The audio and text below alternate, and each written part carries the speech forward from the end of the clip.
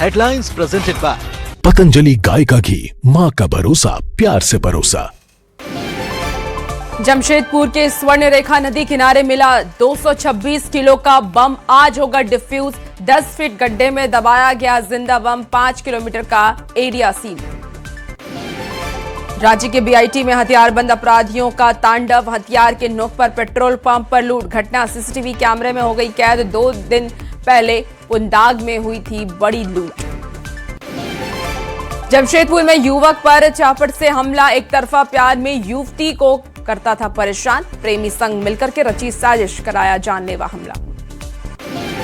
LPG booking के नियमों में फिर किया गया नया बदलाव, अब 25 नहीं 35 दिन के बाद करा सकेंगे बुकिंग। 9 महीने से गैस नहीं भरने पर कनेक्शन होगा ब्लॉक। झारखंड में 10 से 15% बिजली होगी महंगी, नई टैरिफ की घोषणा आज, मुफ्त मिलती रहेगी 200 यूनिट बिजली। हेडलाइंस प्रेजेंटेड बाय पतंजलि गाय का घी, माँ का भरोसा, प्यार से परोसा।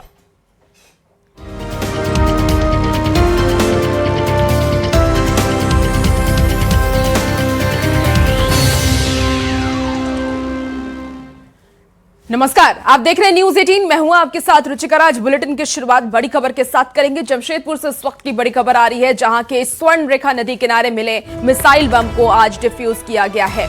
आपको बता दें कि इंडियन आर्मी और दिल्ली से विशेष टीम बहरागोड़ा पहुंची है। नदी किनारे 10 फीट जमीन के अंदर मिसाइल बम को रखा गया और डायनामाइट से विस्फोट किया जाएगा। तो देखिए, नदी से सटे 5 किलोमीटर दूर तक एरिया सील भी कर दिया गया है। गड्ढे में 500 से अधिक मिट्टी के बोरे को भरा गया। इंडियन आर्मी, दिल्ली से आई विशेष टीम और बम निरोधक टीम मौके पर मौजूद है। जानकारी के मुताबिक द्वितीय विश्व युद्ध में गिराए गए थे, जो कि नदी के पानी में डूब गए और फटे नहीं हैं। वहीं बम आज पानी कम और बालू खोदने से निकल रहे हैं।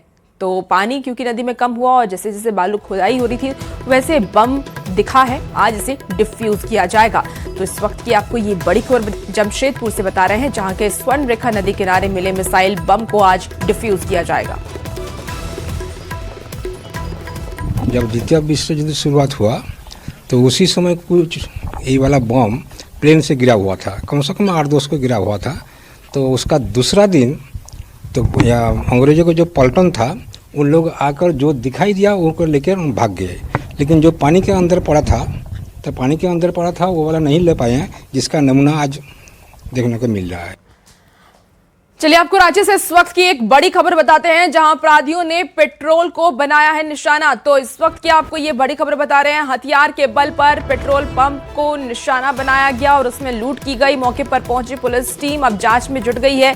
सीसीटीवी फुटेज खंगाल रही है पुलिस। आपको बता दें कि बीआईटी ओपी क्षेत्र का ये मामला सामने आया है, जहां 2 दिन पहले पुंदाग में पेट्रोल पंप पर लूट हुई थी और अब तक खुलासा नहीं हो पाया है। तो पुलिस पर अब कई सवाल भी खड़े होने लगे हैं और पेट्रोल पंप को अपराधियों ने निशाना बनाया। अब देखिए, लॉ एंड ऑर्डर का डर बिल्कुल ही अपराधियों के अंदर से खत्म होता हुआ नजर आ रहा है।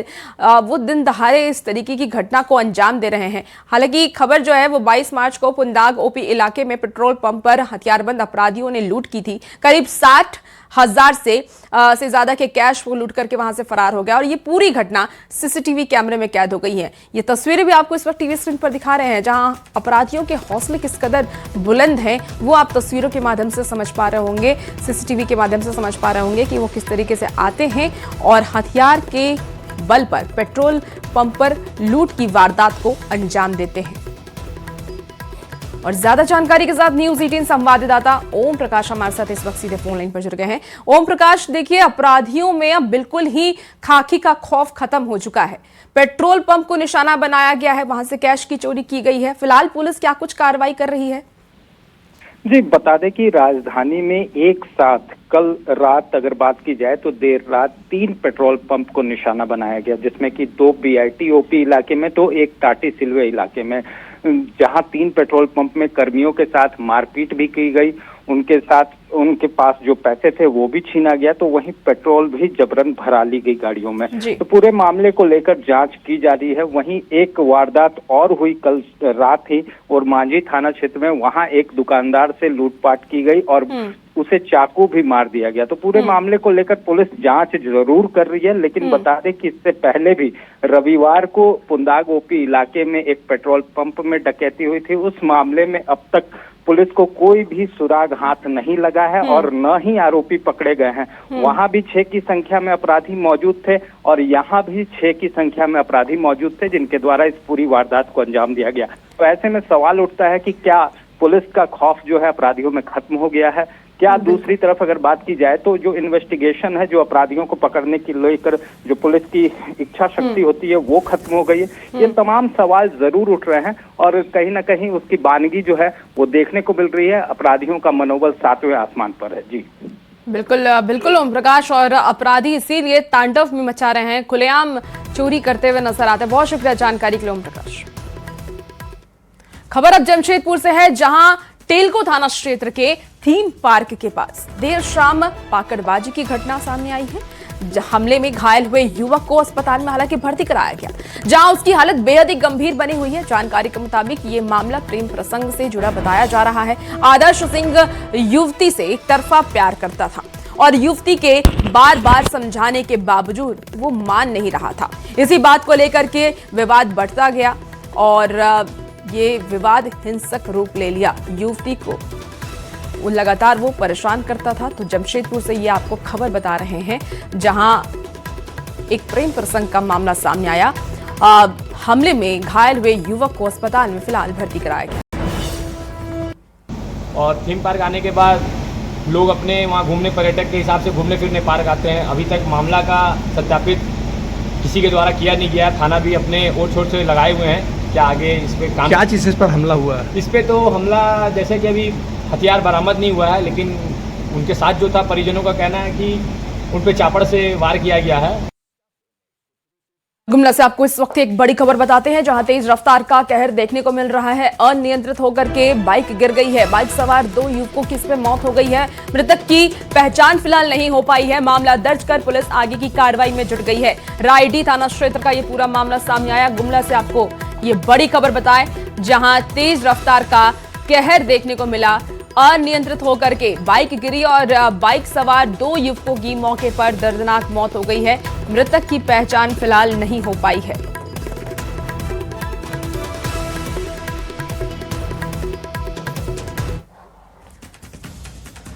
और देखिए, बिजली उपभोक्ताओं के लिए इस वक्त की बड़ी खबर सामने आ रही है, जहां आज होगी नए बिजली टैरिफ की घोषणा। तो 10 से 15% बढ़ोतरी की संभावना है। 1 अप्रैल 2026 से बिजली महंगी होने वाली है। 200 यूनिट मुफ्त बिजली की योजना जारी रहेगी। फिलहाल 6.85 रुपए प्रति यूनिट बिजली, और बढ़ने के बाद ये 7 से 8 रुपए प्रति यूनिट हो सकती है। तो इस वक्त की आपको ये बड़ी खबर बता रहे हैं, और रांची वासियों के लिए ये जरूरी खबर भी है, जहां अगर आप बिजली यूज करते हैं तो अब बिजली महंगी होने वाली है।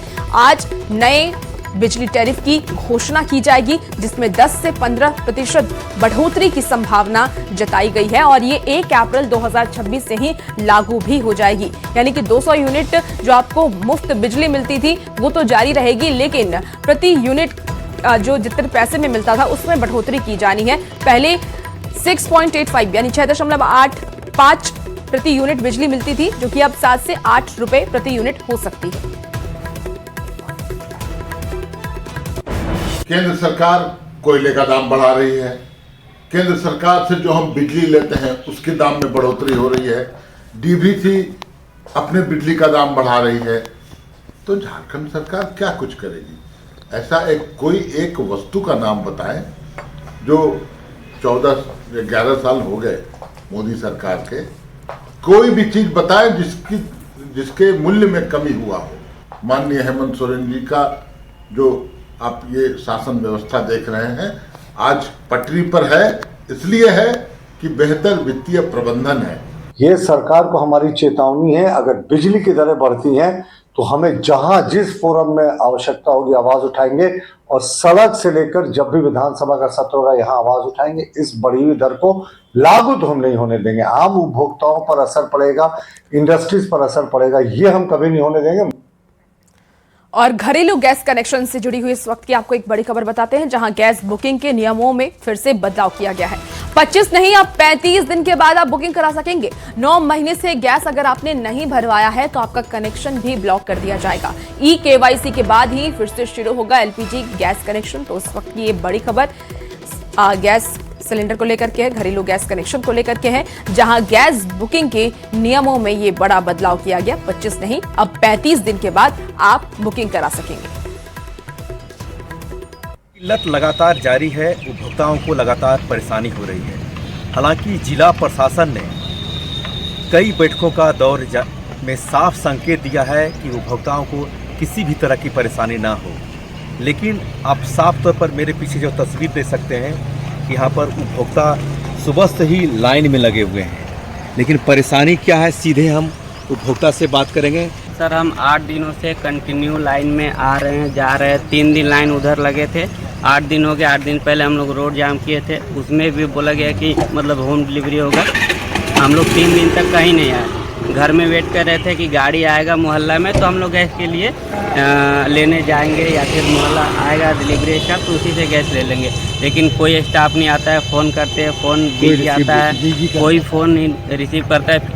यहाँ गाड़ी लगेगी, लेकिन सुबह से है कोई गाड़ी की पता नहीं है, कोई फ़ोन रिसीव नहीं करता। तो आप कितने दिनों से यहाँ आ रहे हैं? हम लगभग 5 दिनों से दौड़ रहे हैं, वापस में नहीं मिल रहा है। नहीं मिल रहा है, बुकिंग हो चुका ऑलरेडी, हमारा मिल नहीं रहा है। और यहाँ पे सबसे बड़ा प्रॉब्लम है कि जो बांटते हैं वो कभी अच्छे से बता नहीं पा रहे हैं, कुछ भी चीज़ बता नहीं पा रहे हैं कि गैस मिलेगा। कुछ जानकारी उपभोक्ताओं तक कुछ पहुँच नहीं पा रहा है। इस चीज़ का प्रॉब्लम ज़्यादा फेस करना पड़ा हम लोगों को। सुबह 6 बजे से लाइन में खड़ा है, काफ़ी दिक्कतों का सामना करना पड़ रहा है। ऑलरेडी हमारा गैस उस बुकिंग सब चीज़ हो चुका है, सब चीज़ होने के बाद भी प्रॉब्लम फेस करना पड़ रहा है मुझे। उपभोक्ताओं की परेशानी लगातार जारी है और जो जिला प्रशासन ने साफ तौर पर संकेत दिया था कि उपभोक्ताओं को होम डिलीवरी दिया जाए, लेकिन आप खुद देख सकते हैं कि उपभोक्ताओं 3 दिन 4 दिन सप्ताह दिन से दौड़ लगा रहे हैं, लेकिन फिर भी उन्हें गैस सिलेंडर नहीं मिल रहा है। रांची से निरंजन सिंह। और चलिए अब बात करते हैं असम चुनाव की, जिसमें जेएमएम की एंट्री ने सियासी पारा हाई कर दिया है। जेएमएम ने जहां 21 सीटों पर उम्मीदवार उतारे हैं, वहां बीजेपी और उसके सहयोगी दलों का सीधा मुकाबला कांग्रेस से है, जिसको लेकर के अब बयानबाजी भी तेज हो गई है। सभी अपने अपने जीत का दावा कर रहे हैं। कि तालमेल उनका, कांग्रेस का अपना एजेंडा है, अपनी प्राथमिकताएं हैं। हमारे पार्टी की अपनी एजेंडा है, अपनी प्राथमिकताएं हैं। हम आसाम में पहली बार संगठन को मजबूत करने में लगे हैं, वहाँ हम लोगों ने काफ़ी मेहनत की है और हमारे नेता की लोकप्रियता विगत कुछ वर्षों में बहुत ज़्यादा उसमें फैलाव हुआ है। सामूहिक नेतृत्व में किसी भी प्रचार प्रसार को करती है तो सिर्फ एक आदमी का नाम लेना ठीक नहीं है। चुनाव प्रबंधन के लिए वो आए थे और बेहतर प्रबंधन किया, ठीक है, चुनाव जीत नहीं पाए। अब झारखंड मुक्ति मोर्चा असम में जाकर क्या करेगी? तो देखिए, जेएमएम की एंट्री जैसे ही असम चुनाव में हुई है, सियासी पारा हाई हो चुका है। एक तरफ जहां जेएमएम जीत का दावा कर रही है, तो कांग्रेस अब कहीं खफा खफा नजर आ रही है, क्योंकि महागठबंधन में बात नहीं बन पाई। एक तरफ अगर झारखंड की बात करें तो झारखंड में महागठबंधन की सरकार है, जेएमएम कांग्रेस साथ मिलकर के सरकार चला रही है, लेकिन यही सरकार, यही गठबंधन असम में सक्सेसफुल नहीं हो पाई है, वहां पर इनकी बात नहीं बनी। और अब असम चुनाव की अगर हम बात करें तो हेमंत सोरेन की तरफ से यह दावा किया जा रहा है कि वो 19 सीटों पर खुद ही चुनाव लड़ेंगे। 2 पर उन्होंने उम्मीदवार को सिंबल भी दे दिया है। अब ऐसे में देखना होगा कि असम चुनाव कितना दिलचस्प होता है। चलिए खबरों में आगे बढ़ेंगे। खबर पलामू से आपको बताते हैं, जहां जैक बोर्ड परीक्षा के एक कॉपी का एक पेज तेजी से वायरल हो रहा है। आपको बता दें कि जैक बोर्ड की मैट्रिक की कॉपी में एक छात्रा ने अपील की है कि उसे पास कर दिया जाए। छात्रा ने कॉपी में यह लिखा है कि मुझे परीक्षा में पास कर दिया जाए। सर ऐसा नहीं होगा तो घर वाले मेरी शादी करवा देंगे। हालांकि वायरल जैक बोर्ड के कॉपी की सत्यता नहीं हो पा रही है कि किस जिले की ये कॉपी है और किस छात्रा ने लिखी है। जिला शिक्षा पदाधिकारी को भी इसकी जानकारी नहीं मिल पा रही है कि आखिर छात्रा कहां की है और कहां कॉपी मूल्यांकन में ये फोटो खींची गई है। कॉपी का कट एक क्लिप आया हमारे पास, एक फोटो आया है जिसमें कि बच्चे के द्वारा कुछ लिखा गया है और वो टीचर ने जो भी एग्जामिनर उसको कटिंग किया हुआ है।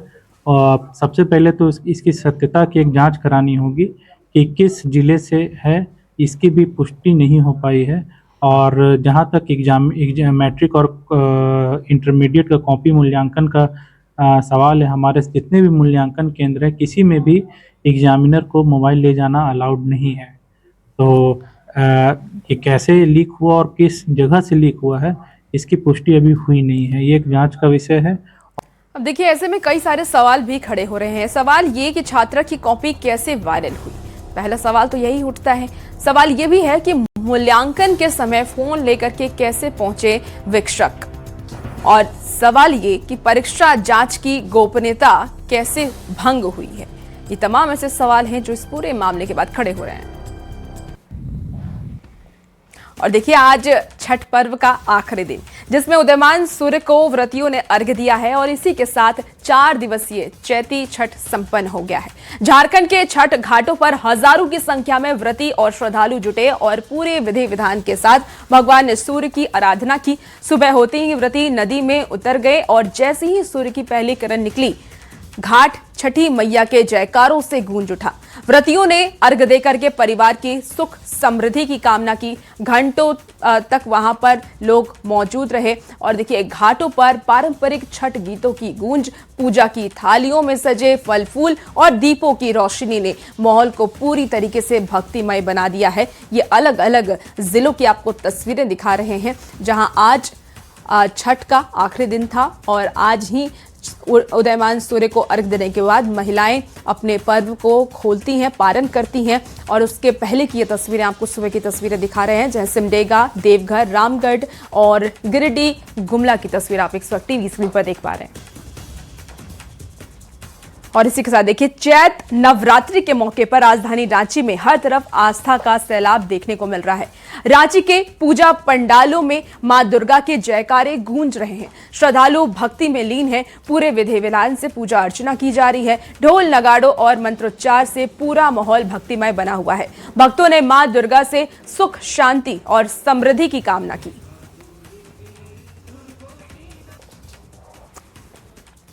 खबर अब जमशेदपुर से आपको बताते हैं, जहां श्री श्री बाल मंदिर अखाड़ा समिति के 91वां वर्षगांठ के मौके पर राम दरबार का उद्घाटन किया गया और पूर्व मुख्यमंत्री रघुवर दास ने इसका उद्घाटन किया है। इस मौके पर हिंदू संगठन के कई नेता मौजूद रहे। अखाड़ा समिति की तरफ से रघुवर दास का भव्य स्वागत भी किया गया।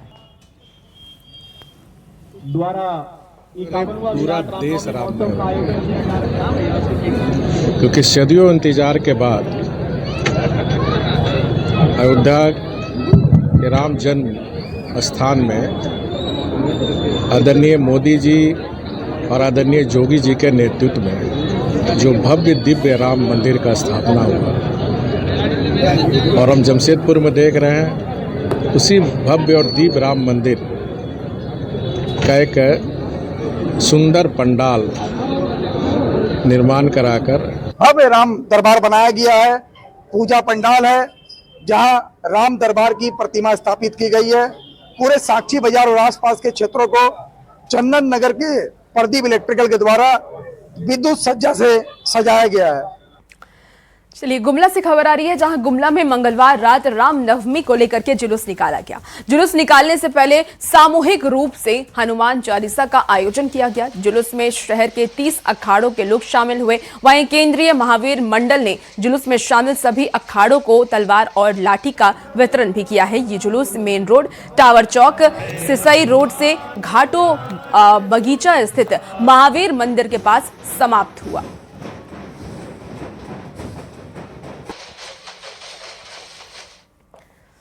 सिमडेगा में रामनवमी महोत्सव को लेकर के अखाड़ा और वादन प्रतियोगिता का आयोजन किया गया है। इसका शुभारंभ हुआ जहां डीसी और एसपी ने पूजा कर प्रतियोगिता की शुरुआत की। शहर के महावीर चौक पर रामनवमी महोत्सव का कार्यक्रम शुरू होने के साथ ही विभिन्न अखाड़ा ने अपने कला का प्रदर्शन भी किया है। पहले दिन वादन प्रतियोगिता का आयोजन किया गया। वो कार्यक्रम अगले 4 दिन तक चलने वाला है।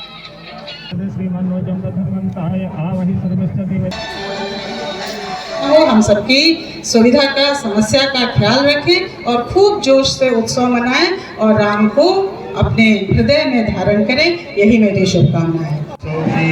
सेलिब्रेशंस की शुरुआत हो रही है और काफ़ी जोश मुझे दिखाई दे रहा है सभी में। तो यहाँ पर जो है मैं यही उम्मीद करता हूँ कि सभी लोग इस उत्सव को काफ़ी उल्लास के साथ में तथा काफी शांति के साथ में शांतिप्रिय तरीके से मनाएंगे। देवघर में आम जनता की सुरक्षा और सुविधा को ध्यान में रखते हुए देवघर पुलिस ने एक नई डिजिटल पहल की है।